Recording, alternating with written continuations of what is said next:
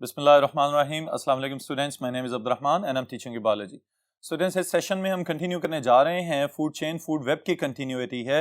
It is the flow of energy in the food chains of an ecosystem. इसकी details board पे देखते हैं।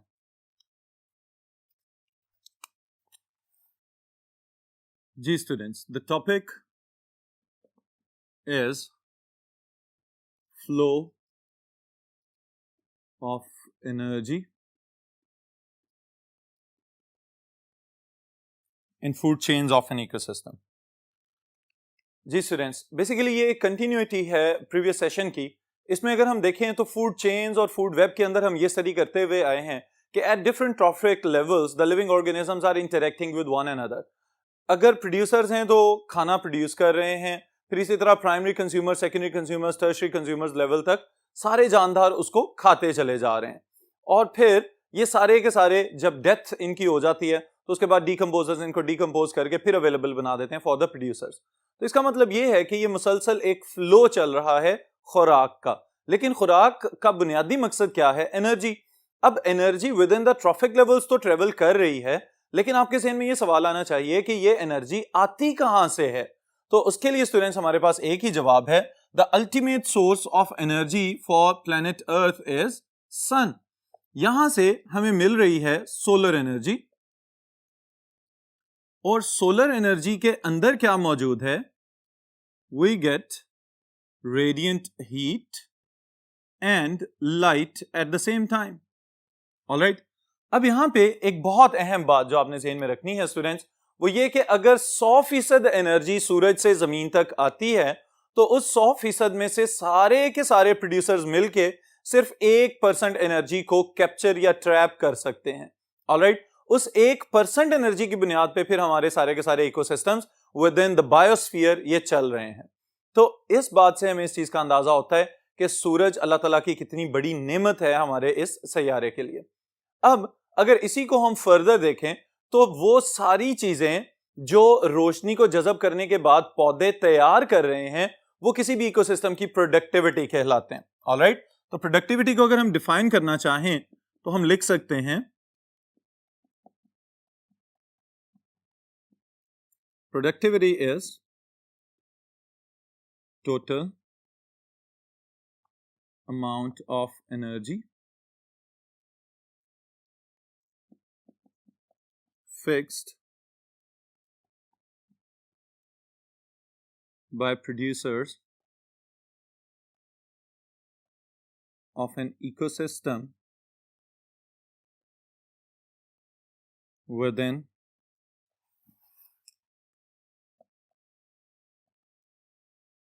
a specific area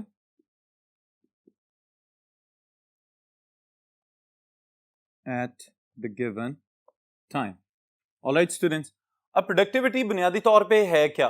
चूंकि हम बार बार प्रोड्यूसर्स की बात करते हैं तो प्रोड्यूसर्स अपनी पैदावार की वजह से प्रोड्यूसर्स हैं, और उनकी पैदावार हम किस तरह से जांचते हैं कि किसी भी एक इकोसिस्टम के अंदर, खास तौर पे किसी खेत में या ग्रासलैंड की अगर हम एग्जांपल ले लें तो किसी भी एक मखसूस जगह पे एक स्क्वायर मीटर के अंदर जितनी भी पैदावार किसी एक खास वक्त में दी जा रही होती है उसको हम कहते हैं it is the productivity of that specific area. तो ये है इसकी कुल पैदावार। ऑलराइट, इस कुल पैदावार को फिर जब हम इंडिविजुअल लेवल पे लेके जाते हैं जानदारों के ऊपर तो हम डिवाइड कर देते हैं इनटू 2 टाइप्स, जिसमें से पहली टाइप कहलाती है ग्रॉस प्राइमरी प्रोडक्शन।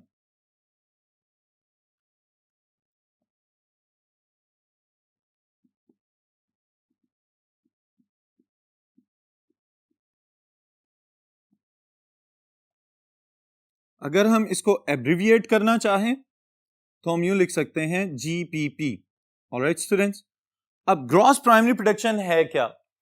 वही तमाम की तमाम जो सोलर एनर्जी जो कोई एक जानदार एक वक्त में एब्जॉर्ब कर पा रहा है, यानी जो कुछ भी उसने कैप्चर कर लिया, जितनी सोलर एनर्जी उसने ट्रैप कर ली, वो सारी की सारी उसकी ग्रॉस प्राइमरी प्रोडक्टिविटी में शामिल की जा सकती है। क्योंकि बुनियादी तौर पे क्या किया जा रहा है, उस लाइट एनर्जी को कैप्चर करने के बाद कन्वर्ट किया जाएगा into chemical energy.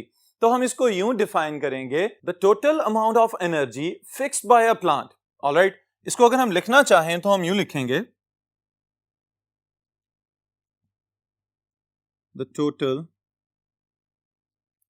amount of energy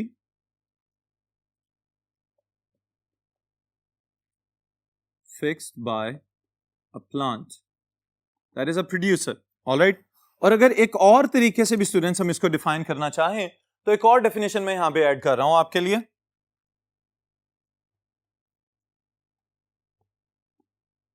The total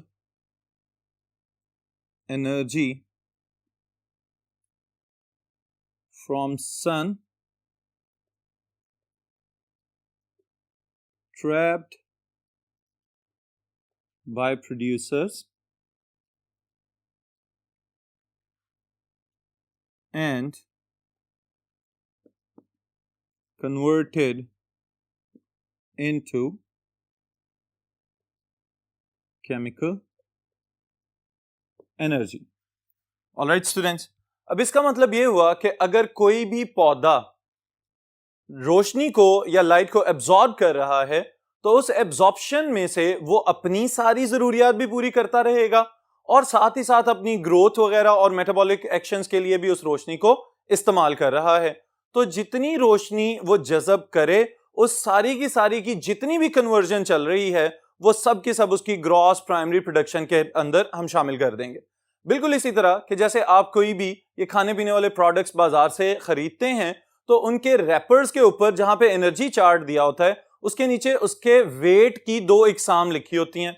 मसलन अगर हम किसी चिप्स के पैकेट की मिसाल ले लें तो उसके रैपर के ऊपर आपको लिखा हुआ नजर आएगा ग्रॉस वेट व्हेन पैक्ड. इसका मतलब ये है कि उसका बाहर वाला वो प्लास्टिक का बैग, उसके अंदर जो हवा भरी गई है वो भी, और फिर उसके अंदर जो आलू काट के डाले गए हैं वो सारा कुछ. अब ये सब कुछ मिला के उसका ग्रॉस वेट बन रहा है. तो बिल्कुल इसी तरह अगर हम टोटल अमाउंट ऑफ एनर्जी की तरफ जाएंगे तो जितनी भी रोशनी को कन्वर्ट किया जा रहा है इनटू केमिकल एनर्जी वो ग्रॉस प्राइमरी प्रोडक्शन कहलाएगी उस स्पेसिफिक ऑर्गेनिज्म की. और अगर हम किसी एरिया पे फोकस कर रहे हैं तो स्पेसिफिक एरिया में मौजूद तमाम प्रोड्यूसर्स की. ऑलराइट, फिर जो दूसरी टाइप हमने याद रखनी है that is about the net primary production.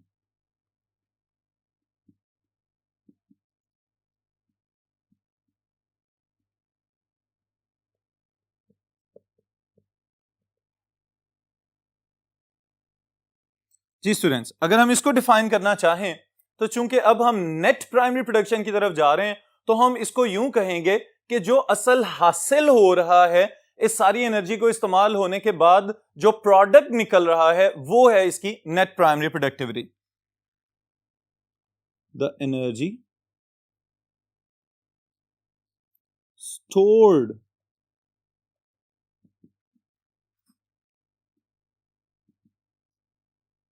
within a producer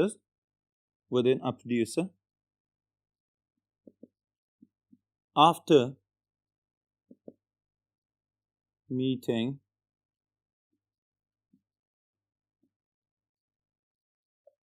its respiratory growth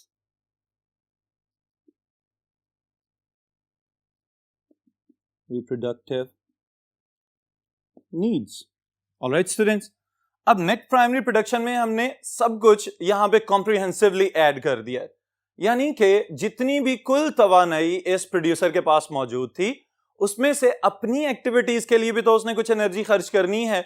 वो सारी एनर्जी जो कोई भी प्रोड्यूसर अपने लिए खर्च कर ले और उसके बाद जो अपने अंदर स्टोर कर ले तो वो जो स्टोर शुदा एनर्जी है इसको हम कहेंगे this is the net primary production. उसके अंदर नेट प्राइमरी प्रोडक्शन में from the last root hair to the tip of the plant, जहां तक पौधे की कुल हाइट शामिल की जाएगी, उसमें जितना भी टोटल बायोमास मौजूद होगा उसको हम कहेंगे this is the net primary production. Alright students, net primary production को अगर हम इक्वेशन की फॉर्म में लिखना चाहें तो आप इसको यूं लिख सकते हैं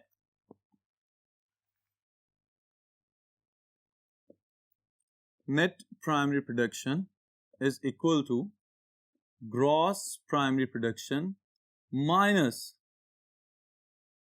used energy. ऑलराइट, और ये यूज्ड एनर्जी असल में कहां पे इस्तेमाल हुई है?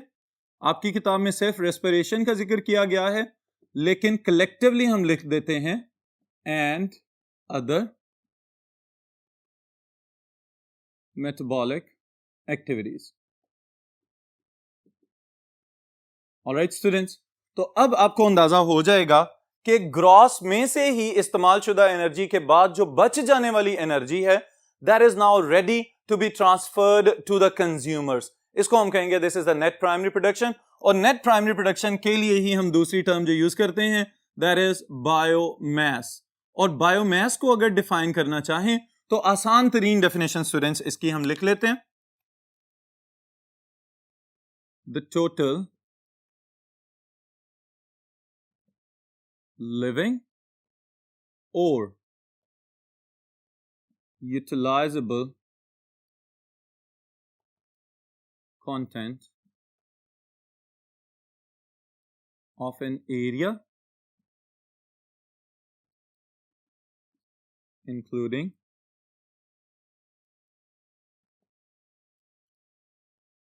all living organisms under observation. All right, this is biomass. यानी किसी भी जानदार को, अगर हम एक इंडिविजुअल जानदार की बात कर रहे हैं तो किसी भी जानदार में जो टोटल लिविंग कंटेंट है वो उसका बायोमास कहलाएगा। लेकिन जब हम प्रोड्यूसर्स की बात करते हैं तो इसका मतलब यह है कि हम किसी भी पूरे एरिया को भी स्टडी कर सकते हैं, किसी एक छोटे से मखसूस एरिया को भी स्टडी कर सकते हैं और किसी एक जानदार को भी स्टडी कर सकते हैं। उसमें जितना भी ऐसा लिविंग मैटर मौजूद है कि जो फर्दर फूड चेन में ट्रेवल करेगा, इसको हम कहेंगे this is biomass. Alright students, अब बायोमास जब ट्रांसफर हो रहा होता है तो आपको याद होना चाहिए, ये सारी बातें तो हमने कर ली प्रोड्यूसर्स की, तो प्रोड्यूसर्स के बाद फर्दर फूड चेन में कौन शामिल होता है? कंज्यूमर्स। ऑलराइट, और कंज्यूमर्स के लिए फिर हमने ट्रॉफिक लेवल्स बनाए थे T1, T2 and T3, T4। T1 में प्रोड्यूसर्स खुद शामिल हैं और T2 से आगे फिर कंज्यूमर स्टार्ट हो जाते हैं। तो इसके लिए अगर हम यूं लिखना चाहें कि primary consumer, alright, this is what T1, then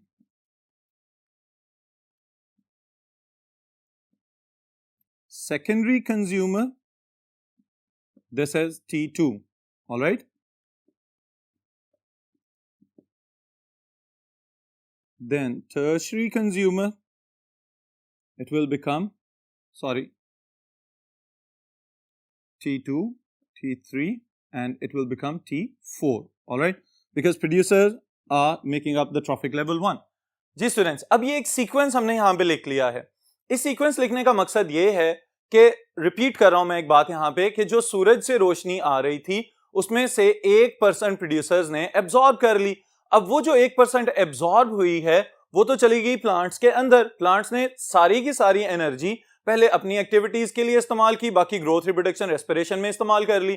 फिर अब वो एनर्जी जो कोई भी हर्बीवोर खाने के लिए आ जाए या कोई भी इंसेक्ट की, अगर हम एग्जांपल लें, कोई ग्रास हॉपर वगैरह यहाँ पे मौजूद है, वो खाने के लिए आ जाए, तो इसका मतलब ये है जितनी एनर्जी प्लांट के पास मौजूद थी उस एनर्जी में से 80 से 90% एनर्जी पहले इधर उधर जाया हो जाएगी। किस तरह से जाया हो रही है? पौधे की अपनी रेस्पिरेटरी एक्टिविटीज वगैरह के लिए, और साथ ही साथ as a by product in the form of heat. वो एनर्जी तो एनवायरनमेंट में चली गई, तो सिर्फ 10% एनर्जी अगले ट्रॉफिक लेवल के हिस्से में आएगी।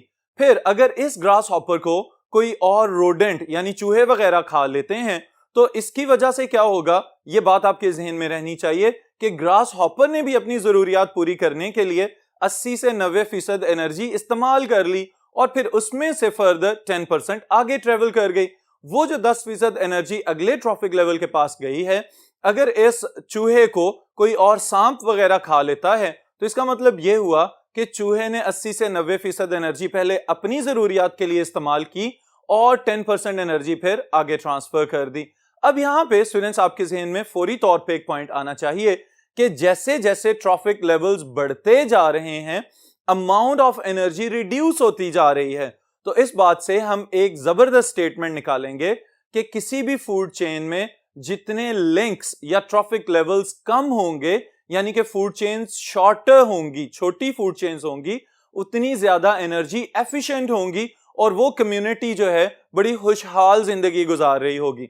लेकिन अगर किसी भी फूड चेन में लिंक्स बढ़ते चले जाएंगे तो वहां पे एनर्जी फ्लो होने की वजह से क्या होगा कि आहिस्ता आहिस्ता आहिस्ता till reaching the last trophic level the energy will be reduce to very low amount. तो इसका मतलब यह हुआ कि या तो कोई जानदार ऐसे हों जो बहुत ज्यादा कम एनर्जी के साथ गुजारा कर सकते हों, या फिर आखिरी ट्रॉफिक लेवल वाले आहिस्ता आहिस्ता आहिस्ता एंडेंजर्ड और फिर एक्सटिंक्शन की जानिब जाना शुरू हो जाएंगे, जिसकी वजह से नेचर का इक्विलिब्रियम खराब हो सकता है और नेचर अपना इक्विलिब्रियम खराब नहीं होने देती। ऑलराइट स्टूडेंट्स, अब यहाँ पे एक आखिरी बात कि इस पूरे के पूरे अमल में हमने डिकम्पोजर्स को शामिल नहीं किया।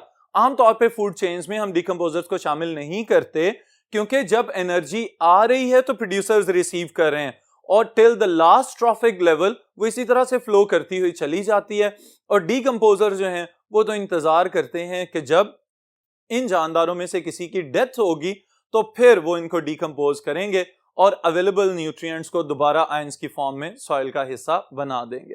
ऑलराइट स्टूडेंट्स, फिर अब इसी एनर्जी के फ्लो को आपने एनर्जी पिरामिड की फॉर्म में भी याद रखना है कि आपकी बुक में जो एग्जांपल्स दी हुई हैं वही फूड चेन सारी की सारी जो भी हमने डिस्कस की है, लेकिन उसमें अमाउंट ऑफ एनर्जी के एतबार से अगर हम देखें तो बॉटम हमेशा ब्रॉडर है क्योंकि एनर्जी मैक्सिमम है, और उसके बाद आहिस्ता आहिस्ता जो जो हम ट्रेवल कर रहे हैं अपवर्ड तो हमें नजर आता है कि एनर्जी कम होती जा रही है, और इसी वजह से हमने ये बात की कि लिंक्स कम होंगे तो फूड चेन्स एफिशिएंट होंगी, लिंक्स या ट्रॉफिक लेवल्स बढ़ते चले जाएंगे तो एनर्जी जो है वो कम होती चली जाएगी और फूड चेन की एनर्जी की एफिशिएंसी भी कम हो जाएगी। ऑलराइट स्टूडेंट्स, यहाँ पे फूड चेन और फूड वेब और फिर एनर्जी फ्लो वाला टॉपिक खत्म हो रहा है। इंशाल्लाह ताला नेक्स्ट सेशन में नेक्स्ट टॉपिक के साथ मुलाकात होगी।